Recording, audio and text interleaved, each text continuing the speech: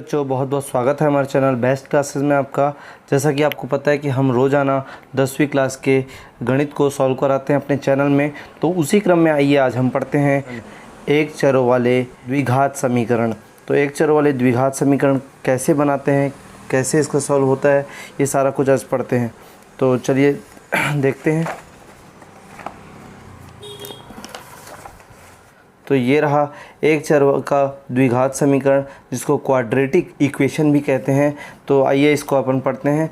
तो इसके पहले मैं आपसे रिक्वेस्ट करना चाहूँगा कि अभी तक हमारे चैनल को सब्सक्राइब नहीं किया हो तो सब्सक्राइब कर लीजिए, बेल आइकॉन को दबा दीजिए और अपने दोस्तों में अगर ये जानकारी अच्छी लगे तो बिल्कुल शेयर करें, बिल्कुल, क्योंकि उनको हेल्प मिले पढ़ाई में।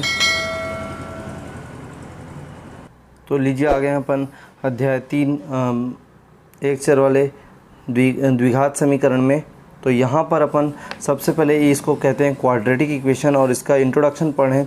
तो यहाँ पर चर x में समीकरण अगर ax² plus bx plus c is equal to 0, एक बार फिर से ax² plus bx plus c equal 0 के फॉर्म में के प्रकार को ही एक द्विघात समीकरण कहते हैं। मतलब जो भी समीकरण अपने को इस फॉर्म में दिया रहेगा, ax² plus bx plus C is equal to 0 के फॉर्म में दिया रहेगा, तो उस समीकरण को अपन द्विघात समीकरण कहते हैं। द्विघात समीकरण की एक खास बात ये होती है कि उसमें हाईएस्ट पावर जो होती है, एकदम अधिकतम पावर जिसको बोलते हैं, अधिकतम घात जिसको बोलते हैं, वो 2 होती है। और फिर यहाँ पर bx यानी कि एक घात वाला होता है, फिर अचर संख्या होती है और इज़ इक्वल टू 0 होता है। तो ऐसे समीकरण को क्या कहते हैं? द्विघात समीकरण कहते हैं। ठीक है, तो यह समीकरण यानी कि ये द्विघात समीकरण है ax² plus bx plus c is equal to 0, जहाँ पर a 0 नहीं होना चाहिए, a बराबर नहीं है 0 के। अगर a 0 के बराबर हो गया तो यहाँ पर x का जो वैल्यू है वो 0 से इंटू होने के बाद ये 0 हो जाएगा, और जैसे ये 0 हुआ तो ये पद हट जाएगा। तो यहाँ पर द्विघात समीकरण कहाँ हुआ? द्विघात समीकरण का मतलब जिसकी अधिकतम घात 2 हो, और यही पद हट जाएगा क्योंकि a 0 हो जाएगा। तो इसमें याद रखना a कभी 0 नहीं होता। अगर a 0 हो गया तो द्विघात समीकरण नहीं रह जाएगा, वो फिर रैखिक समीकरण हो जाएगा, और अपन इसके पहले रैखिक समीकरण पढ़ चुके हैं। तो द्विघात समीकरण की एक खास बात होती है कि ये इसका मानक समीकरण होता है। मानक समीकरण मतलब एक ढांचा होता है जिससे द्विघात समीकरण बनता है। तो यहाँ पर जो होता है द्विघात समीकरण को मानक रूप होता है। ये कौन सा? ax² plus bx plus c is equal to 0, ये मानक समीकरण है। अब बात करें यहाँ पर a, b और c की, तो यहाँ पर a, b, c क्या होती है? अचर राशियाँ होती है। a, b, c जो होती है अचर राशियाँ होती है। अचर राशियों का मतलब कोई भी नंबर 1, 2, 3, 4, 5, 7, 10, 15 कुछ भी ले सकते हैं अपन। उस नंबर के जगह में a, b, c के स्थान पर अपन वो नंबर रख सकते हैं। तो इससे बनने वाला जो समीकरण होगा ये वर्ग समीकरण कहलाएगा, या द्विघात समीकरण भी कहते हैं इसको, बशर्ते a, b, c के स्थान पर कोई भी नंबर रखा होना चाहिए। ठीक है, तो इतने के बाद अपन आगे और पढ़ते हैं। अब यहाँ पर एक एक पदों को बारीकी से पढ़ते हैं, यानी कि ये पहला पद प्लस दूसरा पद प्लस तीसरा पद और इज़ इक्वल टू ये दूसरा साइड हो गया, यानी कि इज़ इक्वल टू 0 होता है। तो यहाँ पर पहले पद की बात करूँ तो यहाँ पर a जो होता है अचर राशि होता है, और x² ये इसका जो है गुणांक है, मतलब x² का गुणांक a है। तो ये द्विघात पद होता है जिसपे x की घात 2 होती है, यानी चर राशि की घात 2 होती है। ये पहला पद होता है। ठीक है, इसमें घात 2 होना ज़रूरी होता है पहले पद में, इसलिए इसको द्विघात पद कहते हैं। अब बात करें यहाँ पर a जो है वो क्या है? गुणांक है। यहाँ पर जो फर्स्ट में आप देखिए ये a क्या चीज़ है? a x² के साथ गुणा के फॉर्म में है, जहाँ पर कुछ नहीं होता, बीच में क्या होता है? गुणा होता है। तो यहाँ पर क्या है कि ये इसका गुणांक है। तो a जो है अचर राशि है और x² जो है चर राशि है, और इन दोनों का गुणांक यानी कि a का गुणांक है क्या है? x² का गुणांक a है, याद रखना। x² एक चर राशि है जिसका गुणांक ये a है। उसी प्रकार दूसरे पद की बात करें bx की, तो यहाँ पर bx क्या है? रैखिक पद है। रैखिक मतलब मैं पहले बता चुका हूँ, इसके पहले वाले चैप्टर में आपने पढ़ा है कि रैखिक उसको बोलते हैं जिसकी घात 1 होती है, यानी कि यहाँ पर x की घात कुछ नहीं है, इसका मतलब क्या है? 1 है। ठीक है, और इसी को लीनियर टर्म्स कहते हैं। लीनियर मतलब जिसकी घात 1 होती है, या रैखिक पद जिसको बोलते हैं। अब बात करें b क्या है, तो b x का गुणांक है, यानी यहाँ पर bx जो है ना, ये x जो है चर राशि है, तो x का गुणांक क्या होगा, तो गुणांक का मतलब होता है क्या चीज़ उससे गुना है, तो x से आप ही बता सकते हैं इसके पहले में क्या गुना है, तो b गुना है, तो यहाँ पर b जो है वो x का गुणांक हुआ ना, मतलब b जो b अचर राशि है वो x का गुणांक है, यानी x के साथ गुणा है यहाँ पर दूसरे पद में। उसके बाद जो c है जो अकेला है, जिसके साथ कुछ भी चीज़ गुणा नहीं है, उसको अचर पद कहते हैं, क्योंकि वो किसी का भी गुणांक नहीं है, वो अलग से रखा हुआ है। हमेशा प्लस और माइनस से पद बढ़ते हैं, तो यहाँ पर एक पद हुआ, फिर प्लस, ये दूसरा पद हुआ, फिर प्लस, फिर ये तीसरा पद हुआ। 3 पदों से मिलकर ये बना है समीकरण, और इज इक्वल टू 0 ये दूसरा साइड होता है। अगर यहाँ पर इज इक्वल टू ना होता और केवल इतना होता ए बी सी तक के, तो ये एक व्यंजक होता, ठीक है, व्यंजक बोलते हैं। और इज इक्वल टू 0 होने के बाद इसे ये 2 साइड में बढ़ गया, और ये 2 साइड को ही अपन समीकरण बोला जाता है, ठीक है। तो यहाँ पर एक एक पद को बारीकी से आप देख चुके हो और समझ चुके हो। यदि कुछ समझ में नहीं आता तो वीडियो को पीछे करके आप इसको रिपीट करके और अच्छे से समझ सकते हो, ठीक है। अपन आगे बढ़ते हैं। यदि अल्फ़ा समीकरण, अब ये कौन सा समीकरण है, ये द्विघात समीकरण है या वर्ग समीकरण जिसको बोलते हैं। तो यदि अल्फ़ा वर्ग समीकरण का वास्तविक मूल हो तो द्विघात समीकरण को इस प्रकार लिखा जा सकता है। मतलब कहने का ये कि अल्फ़ा जितने भी जगह यहाँ पर x रखा हुआ है, x की घात 2, ये x, और यहाँ पर यह अचर है तो यहाँ पर x नहीं है, तो ये 2 ही स्थान पर x है। अगर मैं x के स्थान पर अल्फ़ा नाम का कोई अगर चर राशि बना दूँ, तो यहाँ पर ये जो समीकरण का रूप हो जाएगा वो ऐसा हो जाएगा, a alpha square plus b alpha plus c is equal to 0। कुछ भी नहीं किया गया, एकदम सिंपली अपन जहाँ पर ये x था ना, यहाँ पर ये x था इस समीकरण में, जो वर्ग समीकरण का मानक समीकरण है, ढांचा समीकरण है, इसी से वर्ग समीकरण बनते हैं। यहाँ पर अपन एक्स स्क्वायर और x के स्थान पर अल्फ़ा के रूप में इसको परिवर्तित कर दिए हैं, तो ये जो है इस प्रकार का रूप ले लिया है। तो यहाँ पर अब आगे बढ़ते हैं अपन इसके कुछ और बेसिक चीज़ों पे।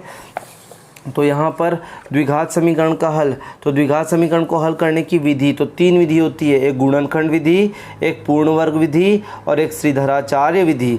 तो ये तीनों विधि अपन जब प्रश्नावली हल करेंगे तो उसमें बीच में पड़ेगी और सारी विधियों को डिटेल्स में पढ़ेंगे, ठीक है। उसके बाद आता है मूलों की प्रकृति, ठीक है। तो मूलों की प्रकृति क्या होती है, तो यहाँ पर मूल 2 होते हैं वर्ग समीकरण के, एक अल्फ़ा होता है और दूसरा बीटा होता है, ठीक है। तो यहाँ पर मूलों की प्रकृति कैसी जांची जाती है, तो समीकरण ये वर्ग समीकरण है, a x square plus b x plus c 3 पद होते हैं, इज इक्वल टू 0 होता है, के लिए बी स्क्वायर माइनस 4ac। अब ये बी स्क्वायर माइनस 4ac क्या चीज़ है, तो यहाँ पर मैं एक चीज़ बता दूँ, जो सूत्र विधि जो होती है ना, या अपन कह सकते हैं कि श्रीधराचार्य विधि जिसको बोला जाता है, तो श्रीधराचार्य विधि में ये एक सूत्र का छोटा सा पार्ट होता है।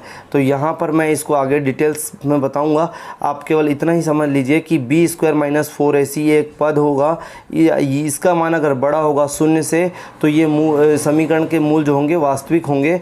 उसी प्रकार ये समीकरण जो दिया हुआ है, दूसरा कंडीशन बता रहा है कि जो समीकरण है a x square plus b x plus c is equal to 0 के लिए बी स्क्वायर माइनस 4ac। अब बी स्क्वायर माइनस 4ac का मान बराबर होगा 0 से, तो समीकरण के मूल वास्तविक और समान होते हैं, ठीक है। उसी प्रकार तीसरी कंडीशन में समीकरण a x square plus b x plus c is equal to 0 के लिए बी स्क्वायर माइनस 4ac का मान छोटा होगा 0 से। 0 से छोटा होने का मतलब 0 से छोटी क्या चीज़ होती है, -1 -2 माइनस, यानी माइनस में जितनी भी संख्या आती है वो 0 से छोटी होती है। तो अगर मैं इसको हल करूं और इसका value B square minus 4ac का वैल्यू माइनस में आता है तो वो 0 से छोटा होता है। तो उस कंडीशन में मूल काल्पनिक होते हैं, काल्पनिक मतलब इमेजनरी होते हैं, आप देख सकते हैं काल्पनिक होते हैं। तो ये कुछ इसके बेसिक सूत्र और नियम थे। और अब अपन इसके प्रश्नावलियों को पढ़ते हैं। तो अगर आपको नहीं समझ में आया होगा या कहीं पर डाउट लगा होगा तो मुझे कमेंट्स करके पूछ सकते हैं, कहीं पर कोई प्रॉब्लम होगी तो, या फिर वीडियो को आप पीछे करके और अच्छे से स्लो मोड पे आप देख सकते हैं। तो चलिए बढ़ते हैं अपन आगे पहले एक्सरसाइज में। तो लीजिए आ गए हैं अपन फिर से एक चर वाले द्विघात समीकरण की पहली प्रश्नावली अपन देखते हैं। तो यहाँ पर पहली प्रश्नावली दी हुई है। तो इसमें लिखा हुआ है कि निम्नलिखित में से वर्ग समीकरण चुनिए। वर्ग समीकरण का मतलब ये होता है कि जो मानक समीकरण के रूप में आपको दिखाया था ना अभी, ax² + bx + c = 0, उस फॉर्म में जितने भी यहाँ पर समीकरण दिए हैं उनको चुनकर अलग करना है, और जो वर्ग समीकरण नहीं है उनको सेपरेट करना है। यानी कि यहाँ पर दो काम करना है, वर्ग समीकरण को अलग करना है और जो वर्ग समीकरण नहीं है उनको चुनकर अलग करना है। केवल मतलब एकदम ईजी है, केवल अपने को चुनना है इसमें, और कुछ भी इसको सॉल्व नहीं करना है। तो अपन को कैसे पहचाने कि कौन सा वर्ग समीकरण है कौन सा नहीं है वर्ग समीकरण, एकदम इजी ट्रिक बताऊंगा आज मैं इसमें, तो लगातार देखते रहिए बिना स्किप किए। जैसे कि आप देख सकते हैं ये प्रश्नावली क्रमांक पहले का ये पहला क्वेश्चन है। तो यहाँ पर सबसे पहले अपने को इस समीकरण को ये देखने के लिए कि वर्ग समीकरण है या नहीं है, इसकी तुलना मानक समीकरण द्विघात मानक समीकरण से करेंगे। तो मानक समीकरण आपको पहले मैं बता चुका हूँ कि इसका जो द्विघात समीकरण मानक समीकरण होता है, तो ये मानक समीकरण जो इस प्रकार होता है, ax² + bx + c = 0। अगर इस फॉर्म में अगर कोई समीकरण है, इस रूप में अगर कोई समीकरण है तो वो बिल्कुल वर्ग समीकरण है। अब इस रूप के बारे में एक बार वर्णन कर दूं मैं फिर से।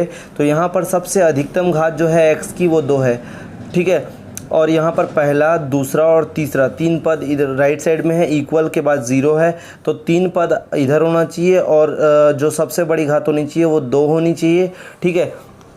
तो यहाँ पर आप देख सकते हो a की जो वैल्यू है यहाँ पर 1 है क्योंकि कुछ नहीं है, b की जो वैल्यू है आप यहाँ पर देख सकते हो 3 है, और c की वैल्यू जो है यहाँ पर c प्लस में है, लेकिन यहाँ पर जो 2 है वो माइनस में है, तो कोई दिक्कत नहीं है। c की वैल्यू जो है -2 होगी। जब यहाँ पर चिन्ह अलग होगा तो पूरे चिन्ह को उठा के c की वैल्यू निकालनी पड़ेगी। तो इसी रूप में आपको दिख रहा है x² पहले पद में है, प्लस जो bx दूसरे पद में है, और प्लस c जो है यहाँ पर c की वैल्यू -2 है और = 0 है, तो यहाँ पर भी = 0 है। तो बिल्कुल ये वर्ग समीकरण है, ये वर्ग समीकरण है, और अपने को यही छांटना है पहले क्वेश्चन में कि वर्ग समीकरण है या नहीं है। तो पहले का जो उत्तर होगा वो ये होगा कि ये वर्ग समीकरण है, वर्ग समीकरण या द्विघात समीकरण होगा पहला नंबर, ठीक है। अगर इसी प्रकार मैं दूसरे प्रश्न की बात करूं तो दूसरा प्रश्न आप देख सकते हो यहाँ पर आपका x² + 1/x = 1 है। ये दिखने में तो ऐसा लग रहा है कि नहीं है, लेकिन यहाँ पर आप ये चेक कर सकते हो है या नहीं है, तो इसको आगे सॉल्व करना पड़ेगा। तो यहाँ पर इसको कैसे सॉल्व करेंगे ये आपको मैं बता देता हूँ। तो यहाँ पर आप x² + 1/x = 1। अब अगर मैं इसको आगे सॉल्व करूँगा, क्योंकि इस पर भी अधिकतम घात अभी तो यहाँ पर क्या है 2 है, पर इसको अभी कोई कंफर्म नहीं कहा जा सकता कि ये वर्ग समीकरण है या नहीं है। इसको आगे सॉल्व करने पर, इसके हल आने पर ही पता चल पाएगा कि ये वर्ग समीकरण है या नहीं है। तो चलिए इसको आगे हल करते हैं। तो यहाँ पर आपको बटे में 1 है, तो यहाँ पर जब भी बटे वाली संख्या को जोड़ते हैं या घटाते हैं तो नीचे गुणा तिर्यक गुणा करते हैं। तो उस क्रम में अपन x² का गुणा x की घात 1 से करेंगे, तो यहाँ पर x की घात 3 हो जाएगा, तिर्यक गुणा करेंगे तो क्रॉस मल्टीप्लाई।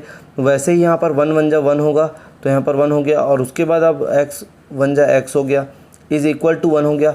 अब यहाँ पर जो है तिर्यक गुणा करेंगे तो ये इधर चले जाएगा, क्योंकि बटे वाली संख्या में कुछ नहीं है, 1 है।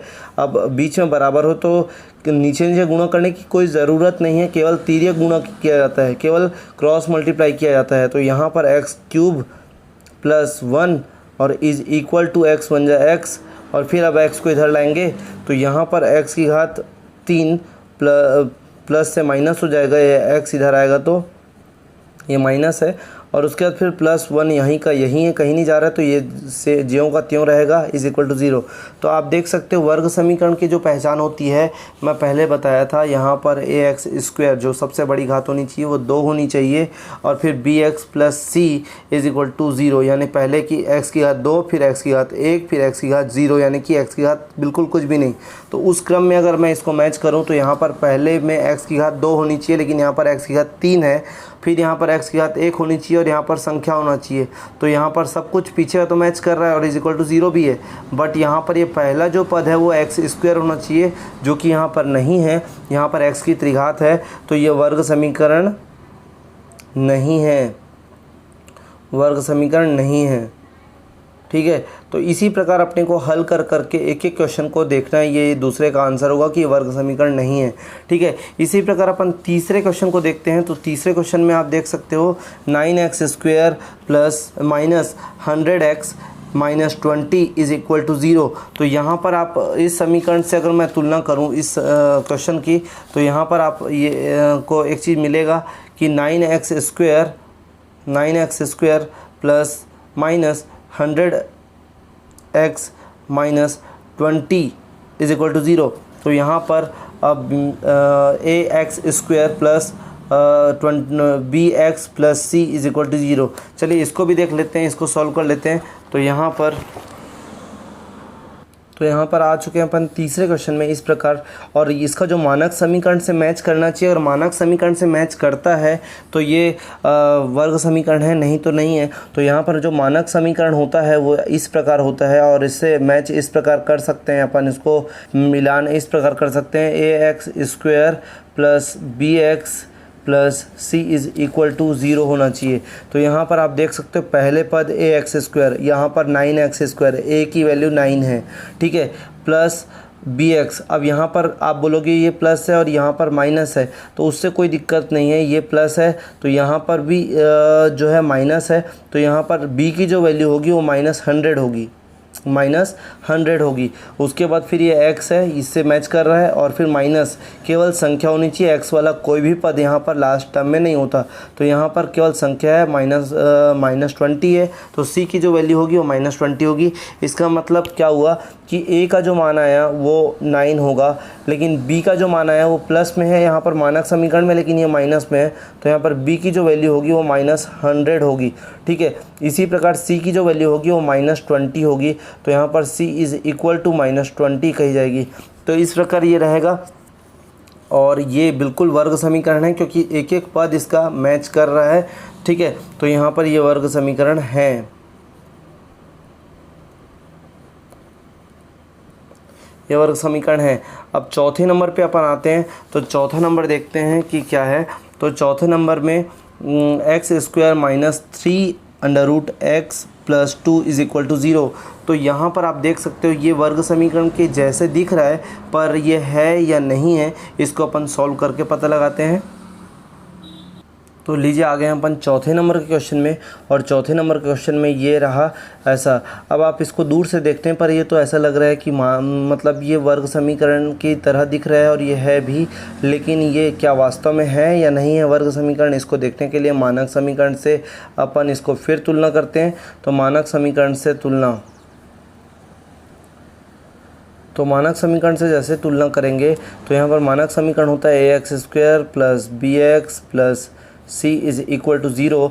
तो यहाँ पर आप देख सकते हो पहला पद ax² है, ये पहला पद यहाँ पर कुछ नहीं है, 1 है, तो 1x², ये पहला पद तो बिल्कुल मैच कर रहा है। पर दूसरा पद देखते हैं, यहाँ पर प्लस bx है, यहाँ पर -3√x है, यहाँ पर x की घात 1 होनी चाहिए।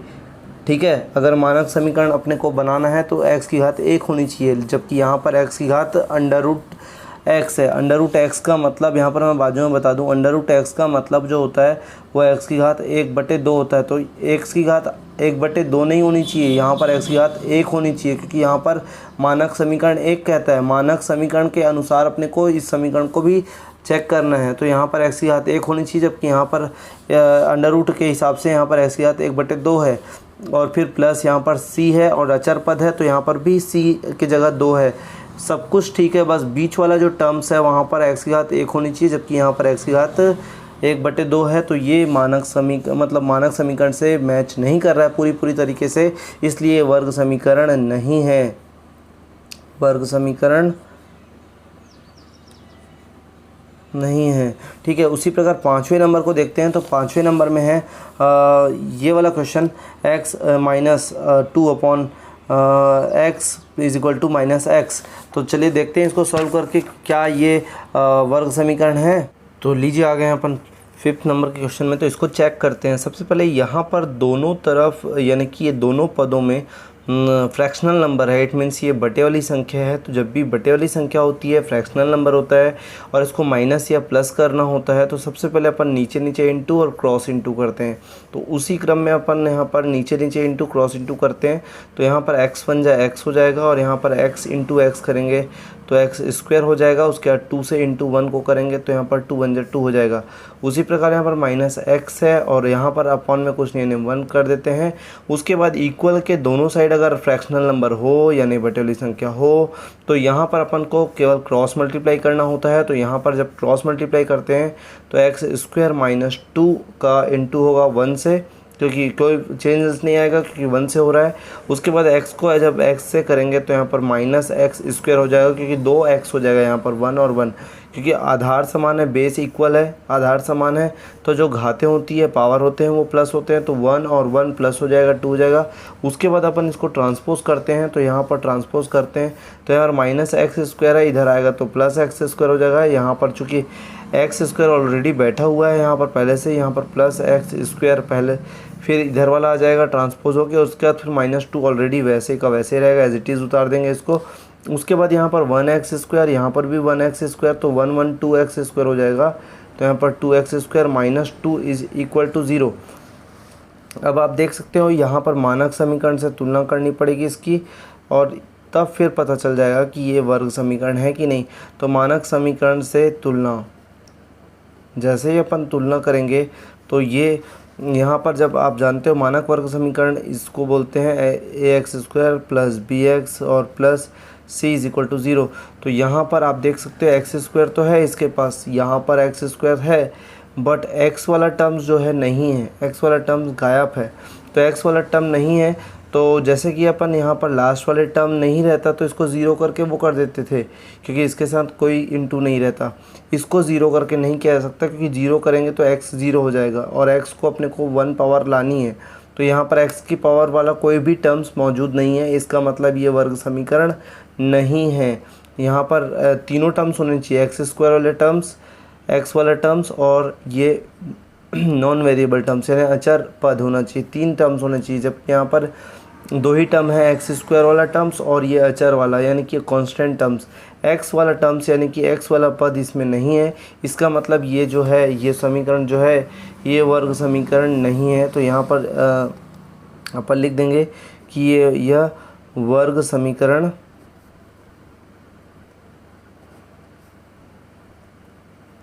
नहीं है। ठीक है, चलते हैं अपन अगले क्वेश्चन में।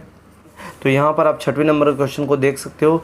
यहाँ पर देखने पर ये फिर ऐसा लग रहा है कि ये वर्ग समीकरण नहीं है, लेकिन इसका जो आप देख सकते हो मानक समीकरण से तुलना करने के बाद ही अपन इस पर कोई राय लेंगे या इसको पूरे सॉल्व करने के बाद। तो चलिए अपन आते हैं 6वें नंबर के क्वेश्चन में।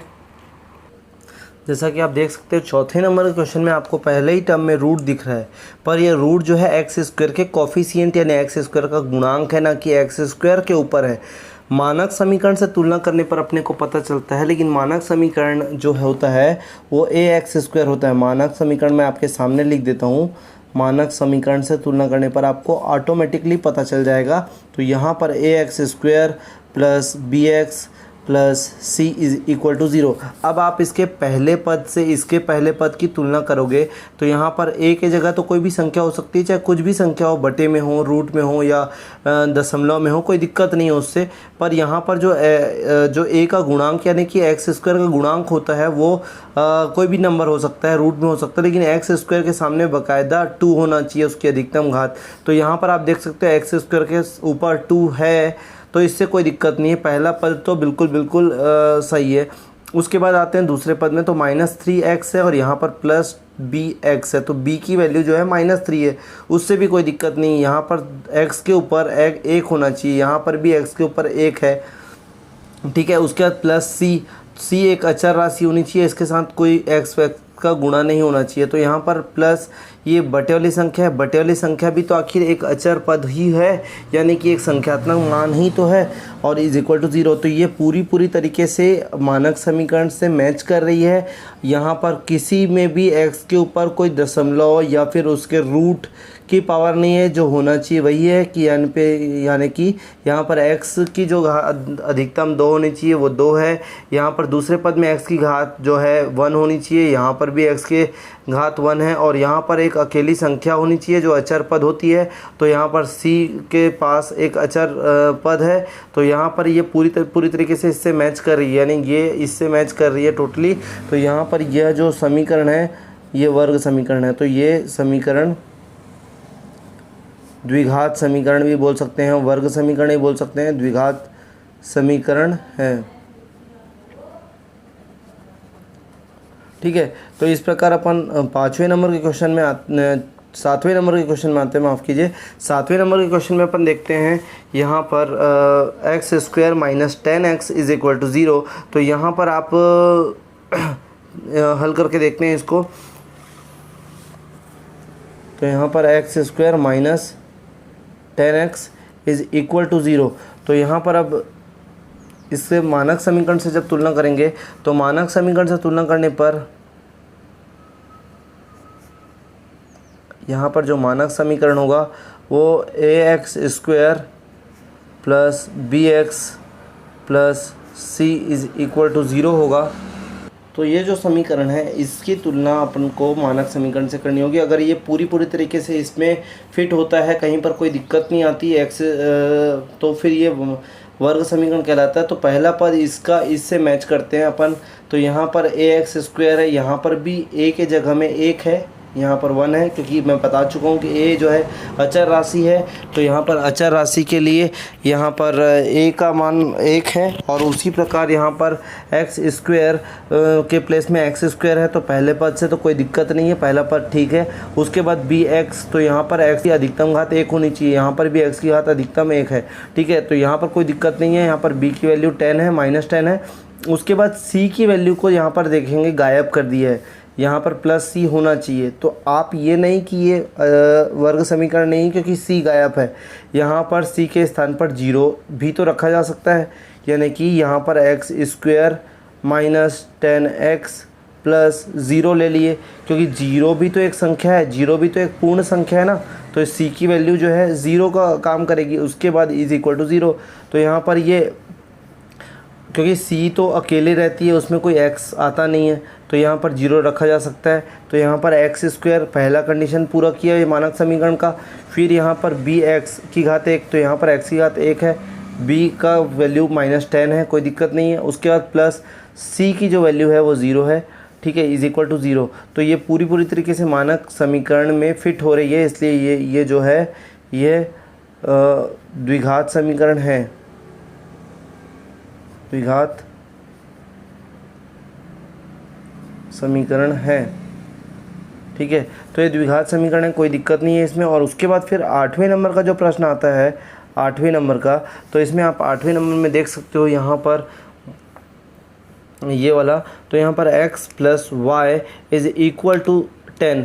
यहाँ पर एक्स स्क्वायर भी गायब है, और जैसा कि एक चर होना चाहिए, एक चर वाले रैखिक समीकरण, इस चैप्टर का नाम ही एक चर वाले रैखिक समीकरण है, लेकिन यहाँ पर आप देख सकते हो 2 चर रखा हुआ है, एक x है और दूसरा y है। तो ये बिल्कुल भी किसी भी एंगल से ये द्विघात समीकरण से या वर्ग समीकरण से मैच नहीं कर रहा है, क्योंकि पहला जो शर्त है वो बड़ी घात 2 होनी चाहिए, यहाँ पर 2 कहीं पर नहीं दिख रहे किसी घात। और दूसरा ये है कि एक चर होना चाहिए, जबकि इसमें 2 चर अलग अलग है, तो ये वर्ग समीकरण नहीं है। तो यहाँ पर आप 8वें नंबर में वर्ग समीकरण नहीं है लिख सकते हो, वर्ग समीकरण नहीं है। ठीक है, उसके बाद जब 9वें नंबर में पहुंचते हैं अपन, तो 9वें नंबर में भी आप देख सकते हो x की घात 2 कहीं पर भी नहीं लिखी हुई है। यहाँ पर x की घात 1 तो है, पर x की घात 2 नहीं है। तो x की घात 2 नहीं है, इसका मतलब ये कौन सा समीकरण है? वर्ग समीकरण नहीं है।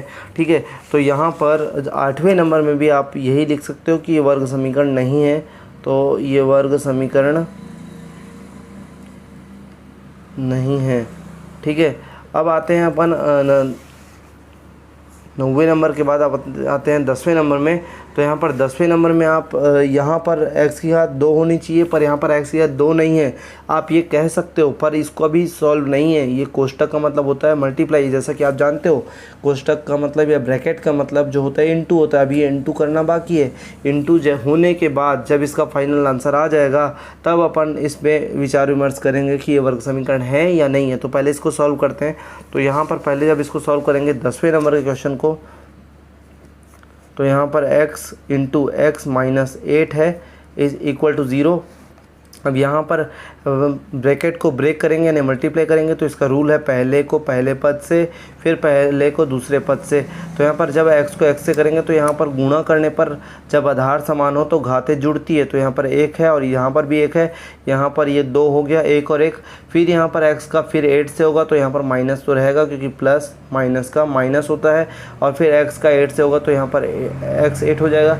यहाँ पर ऐसी कोई भी संख्या नहीं है जो c यानी अचर रूप ले, तो यहाँ पर अपन 0 कर सकते हैं, उसका इज इक्वल टू 0। तो ये पूर्ण रूप से वर्ग समीकरण में बैठ रही है। देख सकते हो आप, पहला पद x स्क्वायर होना चाहिए, दूसरा पद x होना चाहिए, तीसरा अचर होना चाहिए जो कि यहाँ पर नहीं था, तो अपन 0 ऐड किए इसमें, इज इक्वल टू 0। तो ये जो है वर्ग समीकरण है। तो इस प्रकार अपन इसको आसानी से सॉल्व कर लिए हैं और अब इसको पूरी तरीके से अपन इसको जान गए हैं कि कौन सा जो है वर्ग समीकरण होता है, कौन सा नहीं होता है।